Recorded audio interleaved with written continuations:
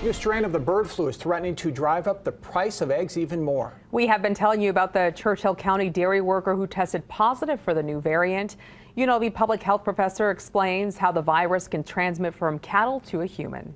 When it comes to the human side of it, the cases we've seen so far have all been humans that have been taking care of sick animals. So the animals get sick, they're coughing out the virus, breathing it out, having disease, and the people that are taking care of them are the ones that are directly exposed to it. The illness was considered mild, with the worker's main symptom being eye redness and irritation. CDC officials say the risk of infection for the general public remains low.